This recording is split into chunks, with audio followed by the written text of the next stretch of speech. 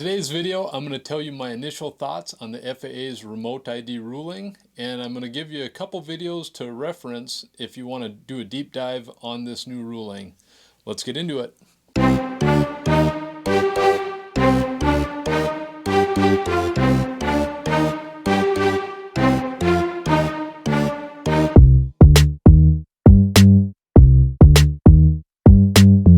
Everybody, welcome back to my channel. If you're new here, my name is Preston Jensen, and if you want to join the team, consider subscribing.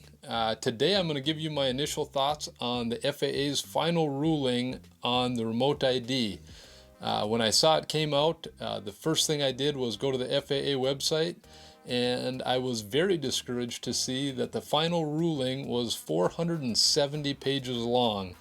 And if you're like me, I'm just a drone pilot trying to do what's right and trying to follow the rules, and I really wish the FAA would come out with a bulleted list of here are the rules, this is cut and dry, but instead you've got to kind of decipher their rules after reading the 470 pages.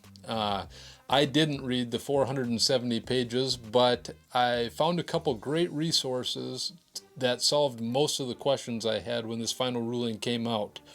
The first video I watched was it was an interview from OriginaldoBo, Ken, and he had someone on who was very well versed in the new ruling and drone laws in general, and I'm going to link that video in the description of this video. And the second video I watched was Russ from 51 Drones. He had a great breakdown, and it actually sounds like he did read the 470 pages. And I was very excited to hear his opinion on the final ruling. My take is I've got three things I'm extremely excited about. The first thing is the flexibility for flight over people and for flying at night. Now, for my company, I've already got a night waiver, or I've had it for a couple years, so I've been able to fly at night, but I've never been able to do flight over people. And I think that's going to open up a whole bunch of opportunities for my business.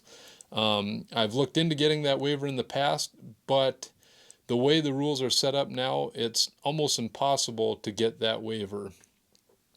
You'd have to get a parachute that's very expensive, and then you'd also have to fill out a bunch of paperwork, and I just didn't find it feasible for my company to get that. But it sounds like with this new ruling, there's going to be more avenues to be able to fly over people. The second thing I was very excited about for my business was that the network-based transmission requirements have been eliminated. Now it's just a broadcast requirement. So that means you're not going to have to be connected to the internet. And when you're flying in rural North Dakota, a lot of places I'm flying don't have internet, so I was very worried about that ruling. And I was very excited to see that you're not going to have to be connected.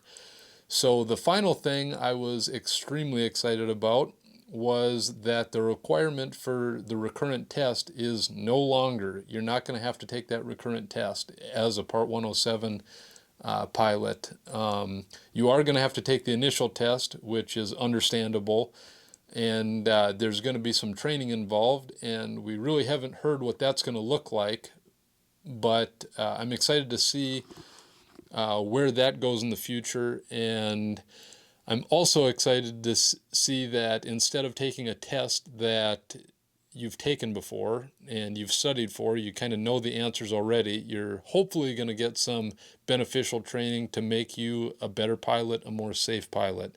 So overall, my biggest frustration with this ruling was how hard it was to find information on it. And I hope by watching this video, you found out a little bit of information, but please definitely go out and check out OriginaldoBo's video and 51 Drones video, because if you watch those two videos, like I said, they answered 99.9% of the questions I had.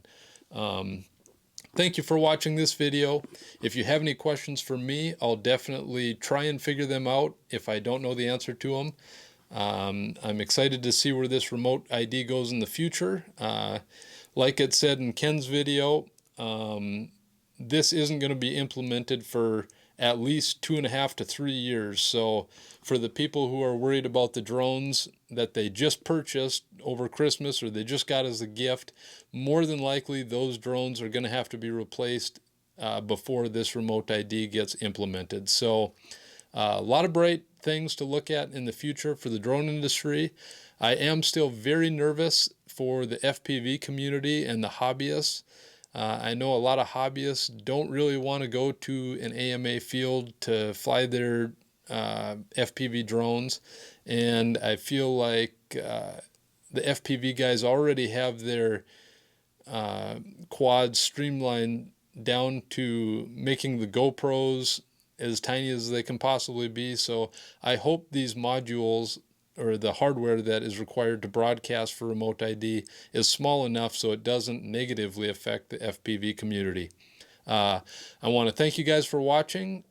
Please comment. Let me know if you have any questions, and I'll definitely try and get those solved for you. Thanks again, and we'll see you on the next episode.